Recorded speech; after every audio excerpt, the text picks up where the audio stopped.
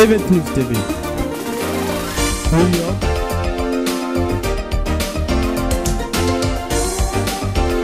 Paris. Abidjan. Bamako.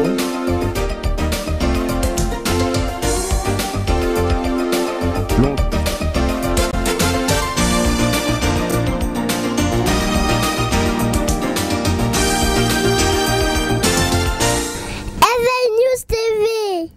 Téléspectateurs d'Event News TV, bonjour. Nous nous trouvons aujourd'hui en Italie, hors de nos studios parisiens, précisément à Milan, où nous allons à la rencontre du docteur Boga Sako Gervais.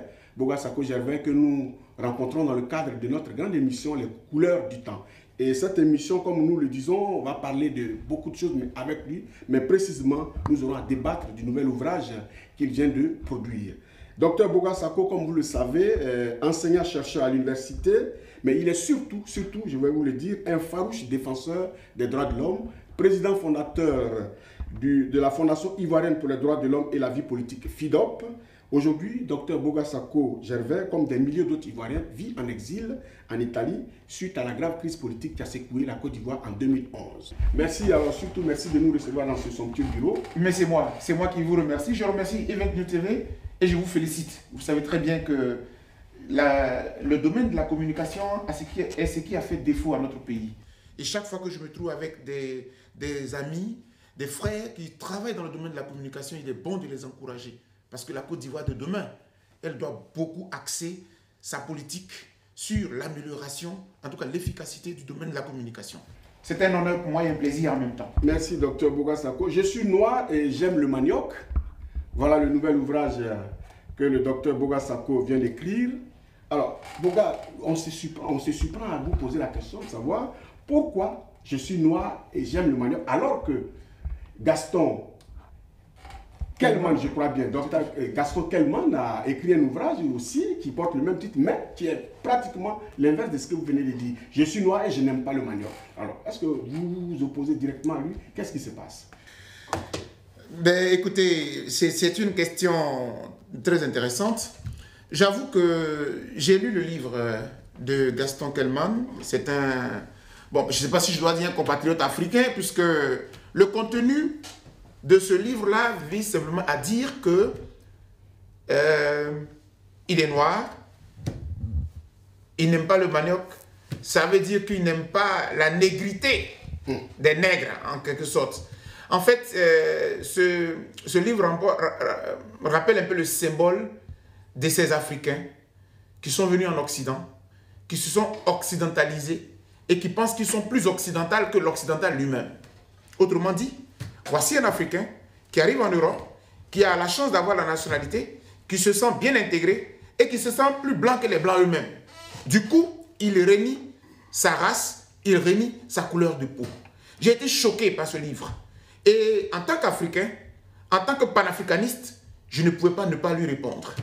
Et donc, c'est ce qui fait l'objet de ce livre. Mais écoutez, je ne vais pas faire trop d'honneur à M. Gaston Kelman en lui accordant un ouvrage. J'ai profité de cette envolée, j'allais dire, dans les ténèbres, pour répondre à tous les Africains et puis surtout pour lancer un appel. Quand je regarde l'Afrique, quand je regarde ma Côte d'Ivoire, j'ai mal et je dis aux Africains et je dis aux Ivoiriens, l'Afrique nous appelle. La Côte d'Ivoire nous appelle. Mais je pense qu'on va en parler. Oui, merci docteur, on va en parler. Et en lisant votre livre, dès l'introduction, voilà ce que j'ai trouvé et je voudrais partager ça avec vous. Je vous en prie. Voilà. Toute vie humaine sur Terre a un sens et un but devant le Créateur. Elle devrait donc être utile à l'humanité et constituer une fierté pour la race ou la famille d'origine. Sinon, l'individu aurait vécu en vain. Noirs, éparpillés sur la planète africaine et africains, notamment de la diaspora, soyons tous dignes et fiers de nos origines nègres, car c'est le commencement de notre vraie libération et de notre émancipation. Ça, c'est le premier extrait que je vous lis. Vous aurez un commentaire à faire dessus. On va tout de suite passer au deuxième extrait qui a retenu mon attention. D'accord. Et ensuite, vous aurez l'occasion de commenter ces deux extraits. Il n'y a pas de souci. Alors, le deuxième extrait, c'est le suivant. J'aime mon pays, la Côte d'Ivoire, plus que n'importe quel autre endroit de la planète. Je l'aime parce qu'il représente toute ma vie et celle des miens depuis des générations. C'est là que sont nés mon père et ma mère eux-mêmes. l'ayant été des mères et des pères nés des parents originaires de cette terre. C'est ma patrie. Elle représente le sang et l'histoire des miens. C'est mon héritage immuable. Docteur Boga Sako Gervais, le premier commentaire que je voudrais vous demander sur le premier extrait, qu'est-ce que vous avez ressenti avec en entendant cela? Alors, et ensuite, au deuxième extrait, on a comme le sentiment que la Côte d'Ivoire, votre pays, vous manque. Alors, pour ce qui est du premier extrait, je dois pouvoir dire que c'est tout simple et puis c'est très fort. Les passages que vous avez lus, j'avoue que vous êtes, pour un journaliste, j'apprécie et je vous félicite. Premièrement, le premier extrait.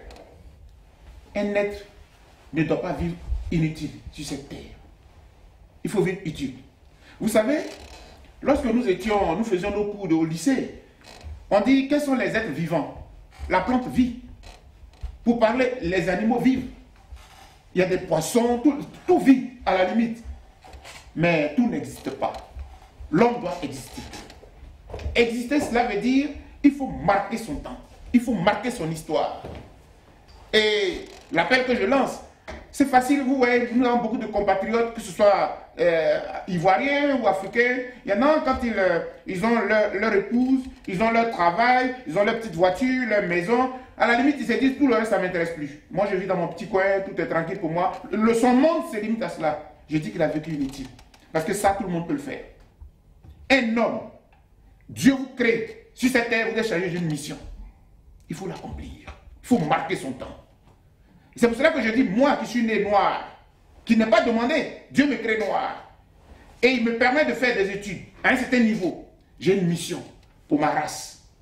J'ai une mission pour mon pays. J'ai une mission pour ma famille. Écoutez, cher ami, vous êtes noir comme moi. La race noire, c'est celle qui a vécu l'esclavage. C'est celle qui a connu la colonisation. Partout où se trouve un noir, il doit savoir qu'il est chargé d'une mission pour sa race. Et moi, je pense que sur cette terre, le temps que Dieu me permet de vivre, j'ai accompli ma part de mission. Donc en fait, c'est un message assez fort que j'envoie à l'endroit de non seulement la diaspora, mais tout noir, où qu'il se trouve. Vous voyez un peu, regardez Haïti, regardez un peu même les Antilles, regardez les États-Unis. Il y en a dans ces peuples-là qui se reconnaissent noirs et qui sont fiers. Il y en a même qui vont juste à la recherche de leurs racines. Mais il y a d'autres qui sont tellement déracinés, tellement renégats. Et c'est pour cela que le livre dont je parlais m'a choqué. Parce que dans la vie, il ne faut pas être un renégat. Le titre que j'avais proposé à mon éditeur, c'était « Je suis nègre et je suis fier de l'être ». Bon, il a dit que ça faisait un peu fort, donc on a dilué un peu. J'ai dit « Bon, je suis noir et j'en suis fier ». Il a dit « Non, comme tu veux répondre aussi à quelqu'un, il dit qu'il n'aime pas le manioc, dis-lui que toi tu aimes le manioc ». C'est pour cela que j'ai gardé ce titre. Mais ce livre est chargé, il est chargé de symboles. Et j'en viens à la deuxième préoccupation. Vous avez dit « Mon pays me manque ». Oui, la Côte d'Ivoire me manque. La Côte d'Ivoire me manque. Mais non pas seulement d'un point de vue affectif. Non seulement elle me manque, mais elle subit du gâchis. La Côte d'Ivoire subit du gâchis. Vous voyez un peu l'hymne national de notre pays, l'hospitalité fait le socle de notre nation. On a laissé notre pays ouvert à l'étranger parce que l'Ivoirien ne fait pas de distinction entre le national et l'étranger. Aujourd'hui, l'étranger nous dit que nous avons très mal fait de l'accueillir. Et il y a le fils d'étranger qui aujourd'hui dirige notre pays. Il ne faut pas qu'on le dise, mais je vais le dire. Est-ce qu'il y a un crime à reconnaître ses origines? M. Ouattara aurait pu dire aux Ivoiriens, je suis né burkinabé, je suis burkinabé, mais j'aime la Côte d'Ivoire. Regardez en France aujourd'hui, qui est le Premier ministre? Il s'appelle Valls. Valls est d'origine espagnole, et ce n'est pas un scandale. Et les Français le savent. Mais les Français aiment Valls, parce que Valls est sincère, il est honnête. Je veux dire, la force d'un homme politique, c'est l'honnêteté. Ce qui a embrasé la Côte d'Ivoire et qui embrase l'Afrique, il y a trop de malhonnêteté, trop d'hypocrisie. Moi, je suis d'origine, mais vous savez, ce que vous avez lu, ma Côte d'Ivoire, c'est la fierté de tout être, d'être issu d'une nation et de l'assumer.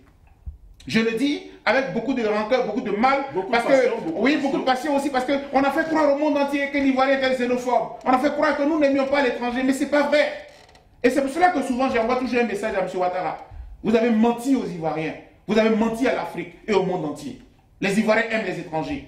Mais c'est vous qui n'êtes pas honnête avec la Côte d'Ivoire. Vous n'êtes pas honnête avec le monde entier. Vous avez été burkinabé, ou vous êtes burkinabé, il faut le dire. Et puis les Ivoiriens vous aimeront. Mais vous avez menti. Comme si nous n'aimions pas l'étranger. Les États-Unis sont dirigés par qui? C'est un fils de Kenyan et les Américains sont fiers. C'est l'honnêteté. Quand vous êtes honnête, ceux qui vous accueillent à bras ouverts. Mais si vous êtes malhonnête, ils vous vomiront. Docteur Boga, on vous a très bien compris, merci beaucoup. Et sérieusement, on va passer à la troisième question, docteur. Je vous en prie. Merci. Alors, docteur Boga, on vous connaît dans le monde, surtout en Côte d'Ivoire, comme un militant passionné pour les droits de l'homme. Votre premier livre, publié en 2007 par l'Harmattan en France, s'intitulait « Les droits de l'homme à l'épreuve ». Car la crise ivoirienne du 19 septembre, à l'épreuve de la crise ivoirienne du 19 septembre 2002. Tout à fait. Voilà. Votre second livre s'appelait « La guerre d'Abidjan n'aurait jamais dû avoir lieu ». Tout à fait. Voilà. Il évoque les graves événements de 2010, mais ce livre semble trancher avec votre engagement à défendre les violations des droits de l'homme. C'est le sentiment. Oui, c'est le sentiment, mais en réalité, non. Vous savez, tout à l'heure, quand vous me voyez déjà, je parle de mon livre comme cela, mais vous voyez très bien ce qui me fait transpirer déjà. Donc, vous savez, les droits de l'homme, ce n'est pas seulement défendre lorsqu'on a tiré sur quelqu'un, lorsqu'il y a des violations usuelles. Non. Ici, c'est pratiquement le droit d'un continent tout entier que je revendique. L'Afrique a besoin de nous. L'Afrique réclame ses fils. J'ai eu la chance, dans cet exil-là, de beaucoup voyager. J'ai fait la plupart des grandes capitales en Europe. Bruxelles, Genève, je ne sais pas, là, bon, Paris, je n'en parle même plus parce que bon... Et puis, je suis allé aux États-Unis. Récemment, à l'invitation de nos compatriotes, j'y étais du 3 avril au 13 avril.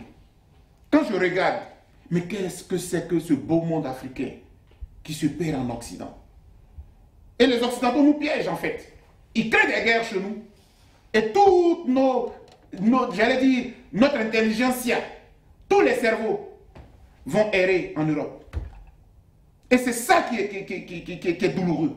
Donc, en fait, ce livre ne tranche pas avec les autres. Il suffit d'y entrer, vous allez retrouver les mêmes revendications, le même docteur Boga passionné. Mais cette fois-ci, je l'ouvre. Parce que la Côte d'Ivoire, ce qu'elle a subi, toute l'Afrique le subit.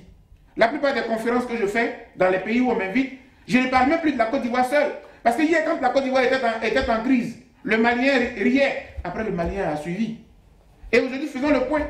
Allez-y, après la Libye, la Côte d'Ivoire, le Mali, l'Égypte, aujourd'hui la Centrafrique, le Soudan du Sud, toute l'Afrique est embrasée. On va parler même du Kenya. Naturellement, toute l'Afrique est embrasée.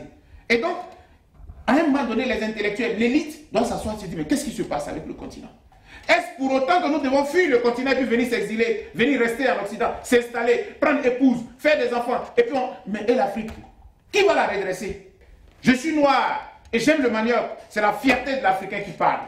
Je ne redierai jamais mes racines. Je suis fier d'être noir. Mais le noir, c'est celui-là qui va gouverner le monde demain. Et il y a tellement d'aspects dans ce livre-là, même au plan religieux.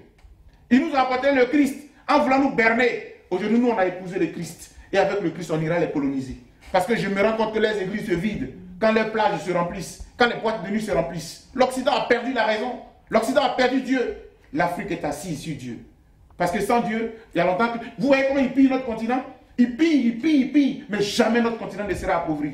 Parce qu'il y a des ressources. Donc j'invite maintenant les ressources humaines à faire siennes toutes ces ressources-là pour que demain, ceux qui nous ont colonisés hier, qui nous ont esclavagisés, se mettent à genoux devant nous. C'est très bien perçu. On va rester en Afrique. Je vous en prie. Et surtout en Côte d'Ivoire, votre pays. Oui. Et parler un peu politique.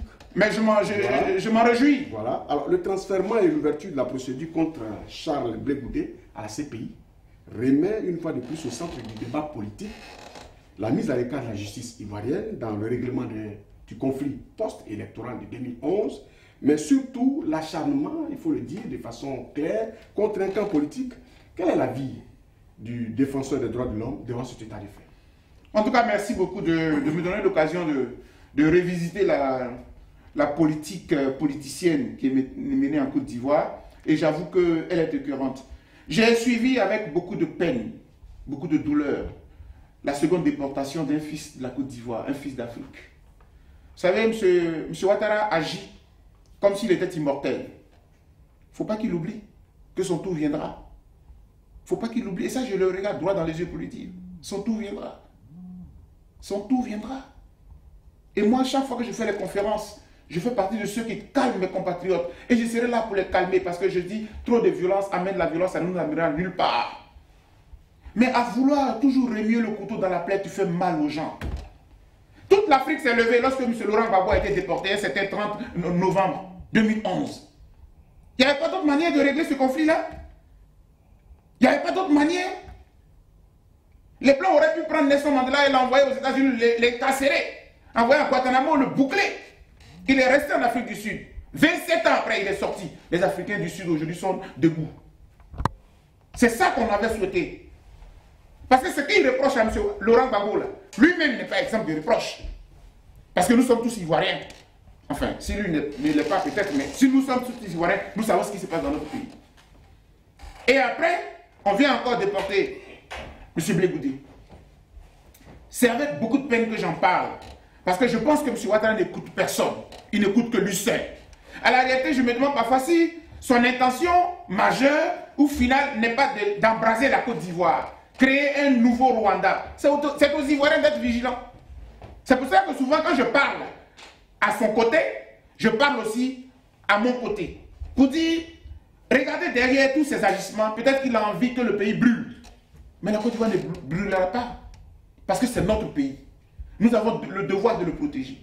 Je le dis parce que Blé Goudé à la Cour pénale internationale, j'allais dire, les analyses peuvent être diverses. Je peux porter un regard d'un point de vue des droits de l'homme, je peux porter un regard d'un point de vue politique, je peux porter un regard d'un point de vue social. Mais surtout, docteur, l'acharnement contre un camp politique. Non, mais ça, c'est la justice. M. Ouattara sait très bien. C'est-à-dire qu'il sait très bien qu'il n'y a pas de justice en Côte d'Ivoire. C'est ce qu'il a besoin de dire au monde entier. À un moment donné, il a acclamé la Côte d'Ivoire est sur les rails, elle se remet en marche et tout cela. Mais si la Côte d'Ivoire se remet en marche, pourquoi est-ce qu'en ce moment tu fais transférer Blé Goudé? Pourquoi est-ce que tu refuses pendant ce temps que la première dame parte à la haie? Il y a un problème. C'est-à-dire que c'est un gouvernement qui fonctionne de façon, j'allais dire, c'est un imbroglio de gouvernance. Il n'y a pas de ligne directrice. Chacun fait ce qu'il veut. Tant qu'on est content, on agit ainsi. Tant qu'on est mécontent, on agit autrement. Donc moi, je veux dire par là, simplement que c'est un acharnement qui est visible. M. Ouattara est dans une logique. Exterminer un camp, l'anéantir. D'ailleurs, quand il a arrivé au pouvoir, oui, très bien, il prend Laurent Gbagbo, ça ne suffit pas. Il faut qu'il prenne la fille, il descend, il a cassé le FPI. Il a détruit cette machine-là. C'est-à-dire qu'il veut gouverner sans opposition. Et chaque fois, je suis outré pour dire, mais enfin, la communauté internationale s'est trompée d'homme. Parce que la démocratie, c'est la contradiction. Il n'aime pas la contradiction. Il n'aime pas la contradiction. Donc, il envoie M. Blé Goudé à la haie. Ça veut dire qu'en Côte d'Ivoire, il n'y a pas d'institution fonctionnelle, crédible, digne de pouvoir juger les Ivoiriens. Et sur cette question de justice, voici la position de la FIDOP que j'ai toujours défendue et que je voudrais défendre ici. En tant que militant des droits de l'homme, je ne suis pas contre l'impunité. Et vous connaissez très bien l'histoire de notre pays. J'ai été l'un des critiques de M. Laurent Gbagbo quand il était au pouvoir. Les Ivoiriens le savent. Parce que je suis militant des droits de l'homme. Si le pouvoir qui est en place viole les droits de l'homme, je remarque des droits de l'homme, des violations, il faut que je les dénonce. Je l'ai fait hier. Aujourd'hui, là, je dis M. Laurent Gbagbo est victime. Lui et tout son groupe. Je ne suis pas d'accord avec cela. Parce que ceux qui critiquent, ceux qui s'acharnent contre lui, eux-mêmes, ils ne sont pas exempts de reproches. M. Ouattara gouverne la Côte d'Ivoire avec qui? Avec tous ces rebelles-là? Avec tous ces chefs de guerre-là? Avec tous ces assassins-là? J'ai vu mes étudiants mourir à Boaké. J'ai vu des compatriotes mourir. Moi, j'ai dû fuir par la brousse avec des étudiantes, avec des étudiants, avec des élèves, pour fuir les armes en 2002. C'est ainsi que j'ai sorti mon premier livre. M. Ouattara veut donner des leçons à qui? C'est pour cela que la FIDOP a toujours dit, si vous n'êtes pas capable de juger tous ceux qui ont commis des crimes dans la crise ivoirienne, ne jugez personne. Trouvons la formule de la justice transitionnelle, qui est donc la justice par l'amiable, et puis on se réconcilie, et puis on est quitte. Mais si vous voulez juger, aussi longtemps que vous jugerez un seul camp, cher ami, je l'ai dit hier, je le redis aujourd'hui. Les Soro, j'ai vu dans un journal où il dit il n'est pas intéressé par la CPI. Mais s'il n'est pas intéressé par la CPI, il y a une autre justice qui l'attend. Il ne peut pas échapper. C'est pour cela que M. Laurent Gbagbo a voulu leur donner une chance en demandant à la rébellion de rentrer dans la République. Et au moment où vous étiez rentré dans le gouvernement, vous avez très bien cette période-là, petit à petit, on avait commencé à s'accepter, à se fréquenter, à se parler. Ça décrypte. Et puis à un moment donné, on laisse tomber les barrières, on laisse tomber les rancœurs, et puis on devient amis et frères. C'est la meilleure façon. Oh, M. Ouattara avait détraqué. Donc chaque fois qu'il le fait, les rancœurs, la haine. Et chaque fois qu'il pose un pas, est-ce qu'il pense à demain? Et je les regarde toujours, je leur dis, mais demain, comme M. Ouattara ne sera pas là, vous faites comment? Parce que M. Ouattara n'est pas éternel. Il se donne un deuxième mandat. Si vous, il n'a qu'à le prendre. Je dis aujourd'hui, faites. Demain, nous allons défaire. Donc, les actes qu'il prend là, ça c'est petit. Mais ce qui me fait mal, c'est la rancœur qui attise dans le cœur des uns et des autres. Et ça fait que, moi j'ai peur de la vengeance des Ivoiriens demain. J'ai peur des violences. Il faut les canaliser. Il faut les canaliser. Okay. Merci, docteur Boga Sako. On vous a très bien compris aussi sur ce sujet. Et on a une autre question qui concerne l'actualité politique aujourd'hui en Côte d'Ivoire. Et cette actualité, c'est l'opération de recensement général de la population et de l'habitat. Bon, alors, ce que le gouvernement dit, c'est ceci. Il invoque la nécessité de son organisation après 6 ans de retard. Techniquement, c'est vrai. Techniquement, c'est vrai. Il y a 6 ans de retard dans cette opération. Les Ivoiriens ne savent plus le nombre qu'ils représentent sur cette terre, sur leur propre terre, donc c'est important. Mais en même temps, l'opposition a lancé un appel au boycott en invoquant une raison claire, c'est qu'il s'agit ici, pour le régime, d'utiliser ce recensement-là à des visées politiques. Alors, vous qui, en même temps, êtes professeur d'université et en même temps homme des droits de l'homme, qu'est-ce que vous pensez réellement de cette opération? Oui, mais écoutez, je pense que entre le pouvoir actuel et l'opposition, bon, c'est l'opposition qui a le bon rôle. M. Ouattara donne l'occasion à l'opposition d'avoir toujours le meilleur rôle. C'est-à-dire que quand on veut faire de la politique, il faut toujours tenir compte du contexte. Regardez, la Côte d'Ivoire a connu, vous vous souvenez très bien, en 1999, après le coup d'État, on a connu un putschiste qui était chef d'État. Il s'appelle Guy Robert. Guy Robert, le coup d'État est condamnable. Nous l'avons tous condamné. À l'époque, j'étais à la Ligue ivoirienne des droits de l'homme, j'étais président de la Lido de Boaké. Le coup d'État a été condamné par la structure à laquelle j'appartenais. Le président s'appelait le professeur Martin Béou. Mais quelque part, M. Guy Robert rentre dans l'histoire. Pourquoi? Parce qu'il a apporté à la Côte d'Ivoire sa deuxième constitution, sur laquelle est fondée la Deuxième République, la constitution du 1er août 2000. Donc, vous voyez, un putschiste, mais il cherche une brèche pour rentrer quand même dans l'histoire. Il a laissé une trace au moins positive. Quand M. Ouattara arrive là, comment il peut au moins, malgré la manière, non pas calamiteuse, mais outrancière, j'allais dire suicidaire, par laquelle il arrive au pouvoir, en enjambant des cadavres. Mais malgré cela, tu as toujours la possibilité d'ouvrir tes bras à ceux que tu as brimés et surtout de marquer quand même l'histoire de la Côte d'Ivoire. Parce que vous voyez, en posant ce genre d'actes, son passage ne sera qu'une parenthèse demain pour la Côte d'Ivoire. On ne se souviendra même plus de lui. On ne se souviendra même plus de lui. C'est un cauchemar pour la Côte d'Ivoire. Pourquoi je le dis? Le recensement. C'est-à-dire que pour lui, il fonctionne comme si la Côte d'Ivoire n'avait pas de problème. La Côte d'Ivoire a des problèmes de fond. Quand il arrive au pouvoir, il faut qu'il se donne des missions. La réconciliation, c'est le fondamental. Parce que quand ton pays n'est pas réconcilié, tu bâtis, les autres disent tu fais rien. Oui, mais docteur Boga Sako, je vais vous arrêter. Il a quand même nommé une autre personnalité pour mener le processus. Arrêtez le ridicule, arrêtez le ridicule. C'est la même chose avec la question du recensement. Vous prenez un copain qui est de votre bord, RHDP, vous le mettez à la tête de la réconciliation. Il va réconcilier qui? Il va réconcilier qui? À la limite, dans la société, même si on les soupçonne de partisans ou pas, il y a des symboles. Un homme de Dieu, c'est un symbole. Même s'il est derrière partisan de Pierre ou de Paul, on s'en fout. Mais au moins sa soutane, qu'elle soit la soutane musulmane ou la soutane chrétienne, au moins c'est un symbole. Il eût été président de la commission, ça allait quelque part au moins, vous voyez, encourager les uns et les autres. Il y a les chefs traditionnels. Même si tu le soupçonnes d'être à gauche ou à droite, au moins c'est un chef traditionnel. Vous voyez? Mais vous prenez qui? M. Charles Konambani? Non, attendez. Et après un an, vous pensez qu'il y a eu une réconciliation pendant que lui, il fait semblant de réconcilier, le pouvoir traque pour les mettre en prison, pour les tuer. Et si vous avez une seule fois vu la commission de réconciliation de M. Bani là, dénoncer une arrestation arbitraire, lorsque M. Blé Goudé a été capturé quelque part au Ghana, vous avez vu la commission parler? Lorsqu'on le transfère à la haie, vous avez vu la commission parler? Elle n'existe que de nom. C'est la même chose aussi d'ailleurs pour d'autres institutions. Donc je ne veux même pas parler de cela. Je veux dire à M. Ouattara, la question du recensement, c'est une question qui n'est pas, j'allais dire, qui n'est pas opportune. Il y a des priorités de la Côte d'Ivoire. Le pays est divisé. Les Ivoiriens sont meurtris parce que beaucoup d'Ivoiriens ne le reconnaissent pas comme président de la République. dont je fais partie. Moi, je ne le reconnais pas comme président de la République, parce que je ne sais pas si c'est lui qui a gagné l'élection présidentielle de 2010. Si vous dites que M. Laurent Gbagbo n'a pas gagné l'élection, mais M. Ouattara non plus, je ne suis pas sûr que ce soit vous qui avez gagné l'élection présidentielle. Donc vous êtes chef d'État de fait, parce qu'on doit vous subir. On va vous subir avec vos armes. Donc les programmes qu'il lance, ce sont des programmes dans lesquels on ne se reconnaît pas. Pour cela, je dis, ce n'est pas ça la priorité. À la limite, moi, je n'ai pas envie que M. Ouattara fasse l'autoroute. Qu'est-ce que je vais foutre avec l'autoroute? Les miens meurent de faim. Les miens meurent par manque de soins de santé. Vous me parlez d'autoroute. C'est l'erreur qu'a fait M. Houphouët-Boigny.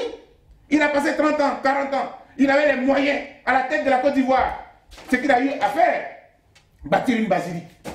Je suis chrétien catholique, excusez-moi. Je suis chrétien catholique, je dis c'est bien, mais ce n'est pas de ça qu'a besoin le peuple. Prier, d'accord, mais je peux me soigner. Je peux me nourrir. Je peux aller à l'école. Bref, cela n'a pas été fait et c'est dommage. Donc, comme M. Ouattara, le recensement, pour moi, ça c'est subsidiaire. Parce que, évidemment, on veut se faire réélire. Donc on fait un recensement pour gonfler les chiffres demain et tout cela. Je pense que les Ivoiriens n'ont pas besoin de ça. Et l'opposition, en tout cas pour une fois, je suis d'accord avec cette décision qu'a prise l'opposition de dire on boycotte. Parce qu'il ne faut pas accompagner les gens. Et d'ailleurs, cette question que vous posez là, elle est tellement importante qu'elle nous ramène maintenant à l'élection de 2015. Il ne faut pas accompagner ce monsieur-là parce qu'il était dans l'opposition, il a triché dans le Nord. Ce n'est pas maintenant où il est au pouvoir qu'il ne va pas tricher. Merci, Dr Boga Sako. Et on va conclure cet entretien sur la violence qui, sérieusement, a pris un pas sur toute forme de dialogue en Côte d'Ivoire. Et je vais vous parler d'un jeune cyberactiviste pro-Gbagbo qu'on appelle Johnny Pacheco sur Facebook. Alors, ce jeune est aujourd'hui l'objet des menaces de mort sur la toile par les partisans du RDR pour ses prises de position contre le régime d'Abidjan. Êtes-vous informé? Ah oui, en tant que militant des droits de l'homme. Alors, en tant que militant des droits de l'homme, que comptez-vous faire devant cet appel au meurtre lancé par des hautes personnalités contre ce jeune homme, ce jeune Ivoirien? Je pense que le cas de ce jeune homme dont vous parlez, d'abord je voudrais vous dire que sur le fameux réseau social, le Facebook, généralement moi je ne demande pas d'amitié. Et j'ai près de 5000 amis. Mais pour une fois, j'ai cliqué et j'ai demandé l'amitié. Parce que, tout à fait, parce que je pense que ce garçon mérite d'être soutenu. Vous savez, nous sommes en face d'un régime qui sème la terreur, qui sème la violence, qui ne pense qu'à tuer, à faire disparaître, à pourchasser. Et donc, tout Ivoirien qui veut se sentir libre pour dénoncer, nous devons constituer un bloc et se soutenir. Et moi, je voudrais dire à ce jeune homme de faire ce qu'il a à faire. Vous savez, la particularité de ce garçon, c'est quoi? C'est qu'il a le langage exactement comme la plupart des suiveurs de M. Ouattara. Voilà, c'est le langage qu'ils ont. Et c'est ce langage-là qu'ils entendent. Si vous voyez qu'il est menacé, c'est parce qu'il a fait mal. Parce qu'il touche là où il faut. Il parle comme eux, il est comme eux. En fait, il est à leur image. Et donc, ils se disent, pourquoi il n'est pas de notre côté et il est de l'autre côté? Et ça, je voudrais lui dire à ce garçon d'être courageux, d'être fort, mais il n'est pas seul. Parce qu'il n'y a rien de plus fier que d'exprimer ses convictions et de mourir pour ses convictions. On a tous été menacés de mort. C'est pour cela que moi, arrivé en Italie, on m'a accueilli à bras ouverts, ils ont vu mes papiers, ils ont vu même les menaces de mort. C'était là, sur le net. Il y a quelqu'un qui se trouve même à Londres qui avait dit, ce docteur Boga, vous le trouvez n'importe où, tuez-le. Et puis envoyez-moi, il y a une 4x4 ici qui vous attend. Quand les gens ont vu ça, à la commission de Milan, ils ont dit, mais c'est pas possible. Tout de suite, ils m'ont accordé l'asile politique. M. Ouattara est en train de se bâtir une notoriété dans le monde entier. La notoriété d'un régime sanguinaire, dictatorial qu'il dirige. Ce n'est pas honorifique pour la Côte d'Ivoire. Surtout pour quelqu'un qui a dirigé une institution internationale comme le FMI. Il faut changer. Il faut changer. Parce que vous allez passer. Mais nous, notre pays, nous allons le reconquérir. Merci, Dr Boga Sako. Nous allons conclure cet entretien. Mais avant de finir, est-ce que vous avez un dernier mot concernant votre ouvrage? Oui, je voudrais vraiment dire aux Ivoiriens, aux Africains, que je suis noir et j'aime le manioc. C'est un ouvrage que j'ai conçu. Il est léger, il a 120 pages. Et Dieu merci, l'éditeur ne le fait pas cher, à 10 €. Je voudrais que les Ivoiriens... Mais vous savez, quand on écrit, ce n'est pas pour se faire de l'argent. C'est pour passer un message. Je rêve d'une Afrique, une Afrique debout, bâtie par ses fils. Qu'ils soient aux États-Unis, qu'ils soient en Europe, partout. Mettons-nous ensemble. Bâtissons notre continent. Et pour la Côte d'Ivoire, je suis fier Et j'encourage mes compatriotes. Demain, faisons nos valises. Nous allons reprendre notre pays. J'y crois. Merci, docteur Boga Sako Gervais. Nous étions, comme je vous l'ai dit, au bureau du docteur en Italie, ici à Milan. Il nous a reçus avec beaucoup d'entrain et comme vous connaissez, il a dit les choses comme il se doit. Et merci pour votre fidélité sur notre chaîne. Je vous souhaite une très bonne soirée. Au revoir. Merci.